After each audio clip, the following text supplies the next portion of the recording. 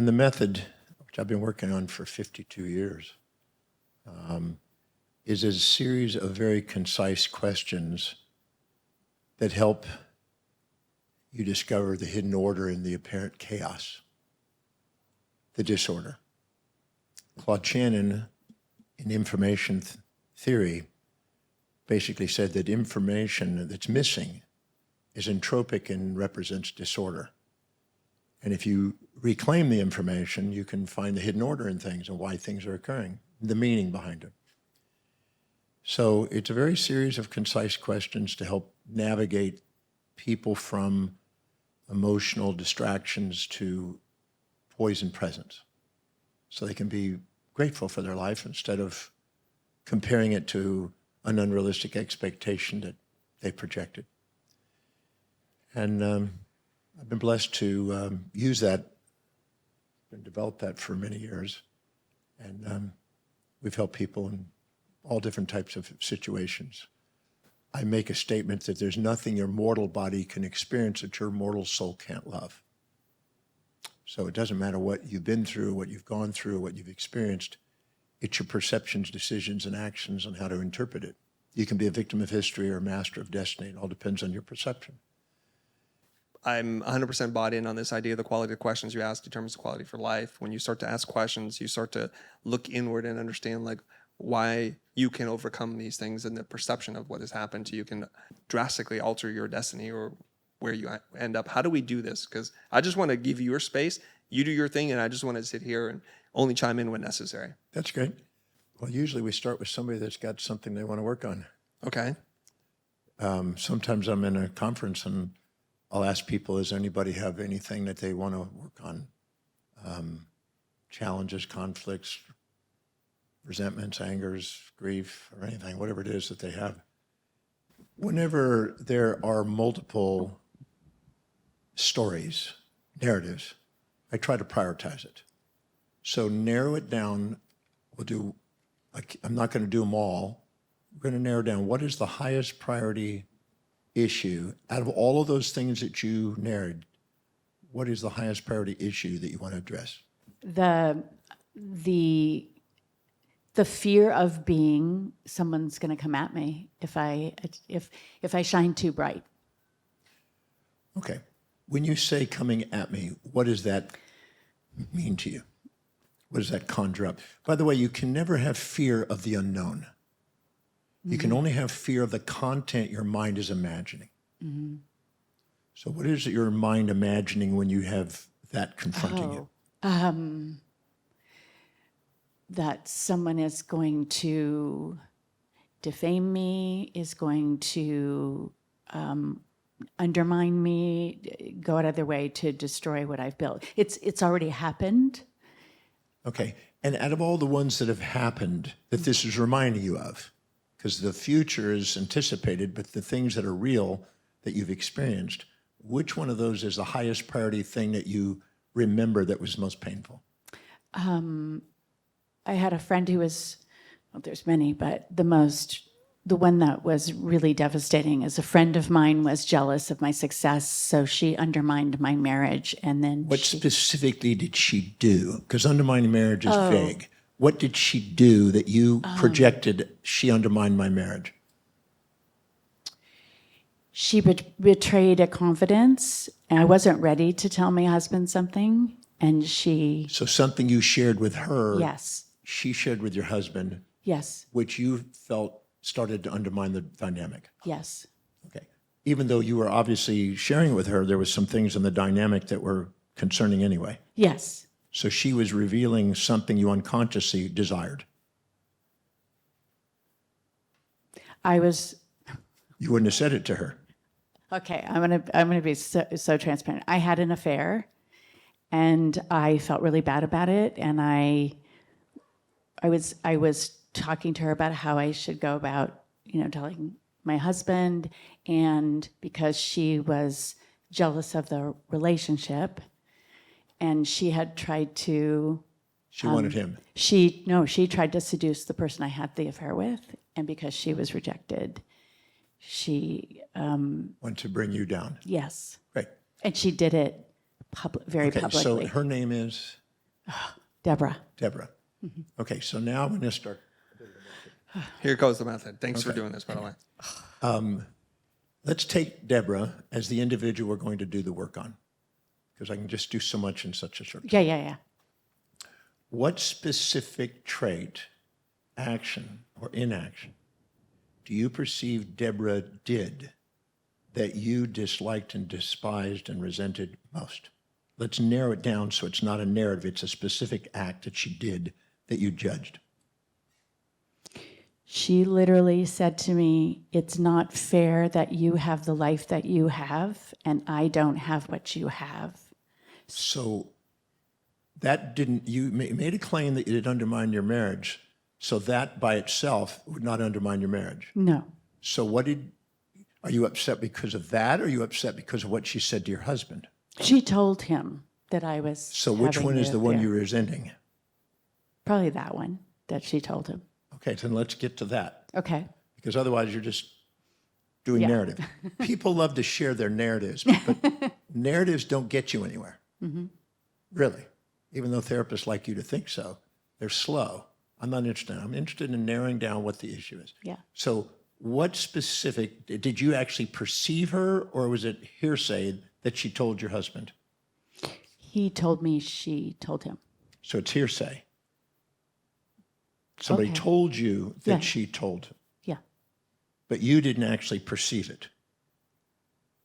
When you say perceive it, what do you You mean? didn't actually see her do this. No. So we don't even know for a fact, other than what your husband said, that that's what happened. Okay. So your husband claimed that she said the story, which is evidence, but you never saw her do it. I never saw her specifically or heard her do it. No. So you did not have anger at her until you found out that he made a statement. Yes. And other people, but yes. So other people told you that she had said that. Other people told me that she had bragged to them that this is what she was going to do. And then, yeah. Okay. So are you upset with the idea that she bragged about what she was going to do? The idea that your husband stated that she said it? I think it was that she was bragging about publicly taking me down. Okay. So the highest priority thing that you judged in her was that she bragged about taking you down, and we have hearsay that she confronted and told your husband. Correct. Okay. Let's work with that one for a second. Because sometimes we have a convoluted series of things, and we have to kind of narrow down what the issue is. I love your questions. And sometimes it's hearsay. And I don't like working with hearsay. I like working with something factual that you perceive, so we have something tangible. Now the roughest part. There's a quote in Romans 2:1 from the New Testament that whatever we judge in others, we're doing the same thing. Interesting. So let's define what she did again. She bragged about taking you down and then told your husband. Told somebody that something you didn't want her to tell.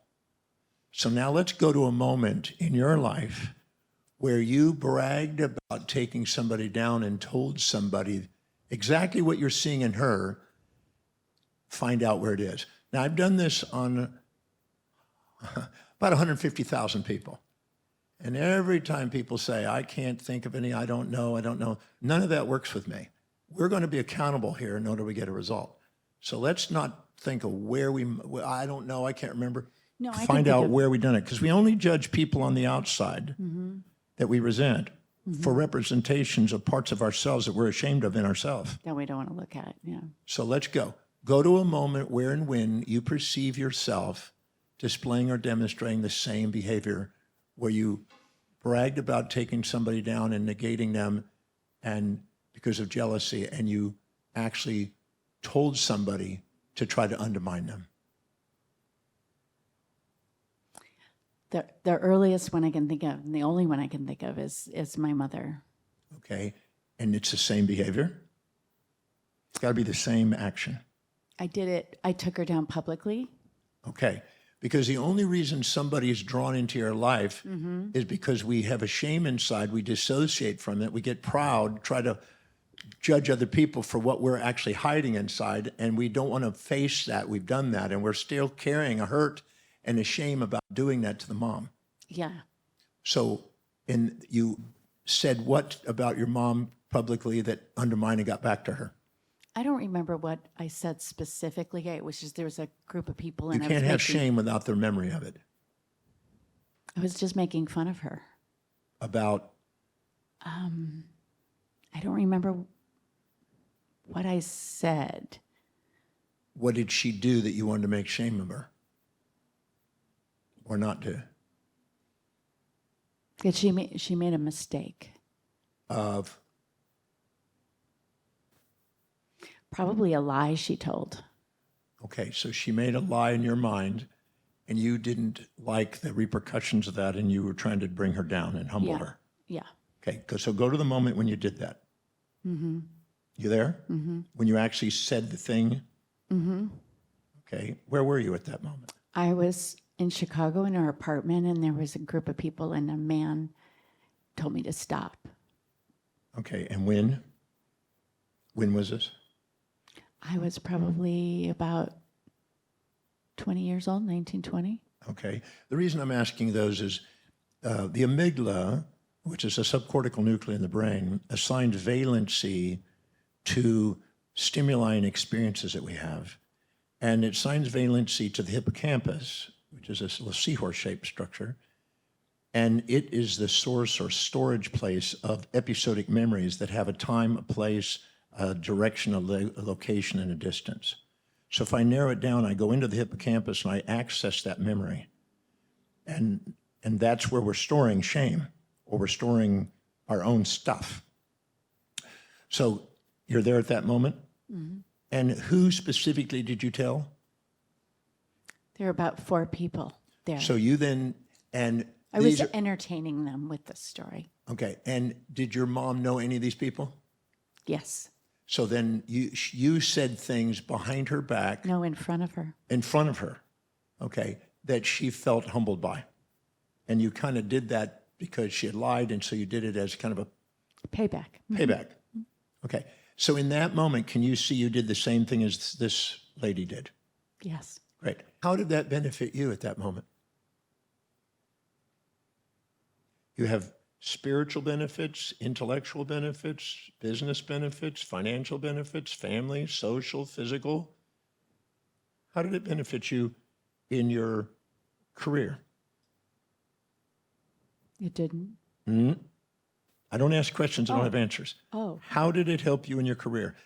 Everything has both advantages and disadvantages. If you choose to see the disadvantage, you become a victim of history. If you look at the advantages, so how did it benefit you in your career? You were somehow unfulfilled in the relationship. Yeah, I was able to come out from behind his shadow. Say that. Say that, because you're going to have a tear when you say it. Say it. I was able to come out from behind his shadow. Say it again. I was able to come out from behind his shadow. Okay. So she's helped you have your life back, your finances back, the house if you want, your career engagement, and you've learned a great deal about not living in subordination to anybody else. Correct. Nobody's worth putting on pedestals or pits, but they're worth putting in hearts. So now let's go and look at how did it help you physically? I got in great shape. Did you get workout? Yeah. Back on the market? Well, not right away, but yes. Well, but you went back into shape because you know that fitness and looks is one of the key elements for dynamics. Well, it's my self-image. You know. Okay, so then you got to develop your self-image. So we can add that as another benefit? Yes. So you got a self-image out of it. You got back in shape. You got some cash flow out of it. Got a house. Mm-hmm. How did it help your family? You have children. Yeah. How did it help the children? You know that doesn't work with me. I know, How did it help the children? I know.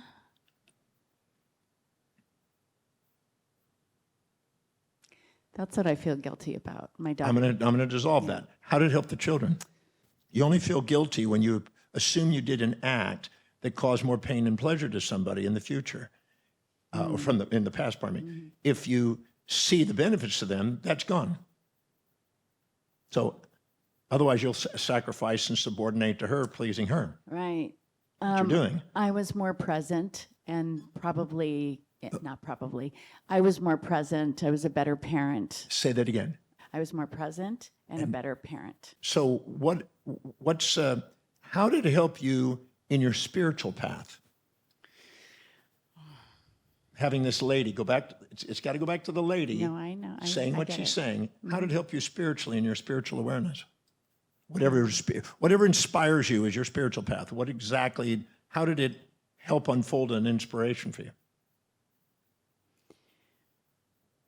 Bigger vision, new possibilities, New possibilities, seeing myself as a whole Say that. being. Seeing myself as a whole being. Say that again. Seeing myself as a whole being. What's that? What's the value of that?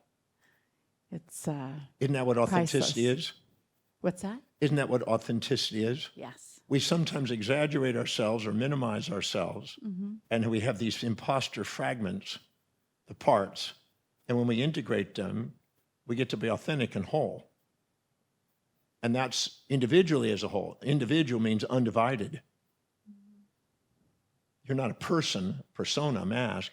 You're an individual, whole. So you got to grow spiritually, intellectually, mentally, in other words, socially, financially, your business. What is it you're upset about on What's this? the problem right now? What are you judging her for that you haven't done? And by the way, when you've done this, it's also catalyzed greatness in other people, but you may not have ever seen it. Yeah. You may have felt bad that you did it. But the reality is that everybody gets to grow in these dynamics. If they don't grow, it's not because of what happened, it's because they've chosen not to see the blessings in it. They're making themselves victims of history, not masters of destiny. I'm just helping you be accountable to see that you're actually on track. The lady was a perfect catalyst to catalyze something that you were contemplating in your mind about getting out of that marriage. But you didn't have the courage to do that because you didn't want to have the responses from people of judging you for jumping out of your marriage, and you have to have the perfect person to come in and help you catalyze it. Someone to blame. Someone to use as a scapegoat because you didn't want to be the one that said, I'm breaking up my marriage because of an injected value from probably a mom or somebody else in your life. Am I hitting it? Oh, yeah. So what's another benefit of this whole thing happening? Besides us having the time to get to meet today. Yeah, and thank you. Well, I just live in my truth now. Ooh, what's that worth? You can't put a price on that. Sometimes we don't see the hidden order that's going on in our life, and it doesn't match the stories and narratives and the moral hypocrisies about how life's supposed to be, and then we judge it all instead of miss out and instead of seeing the magnificence that's actually occurring.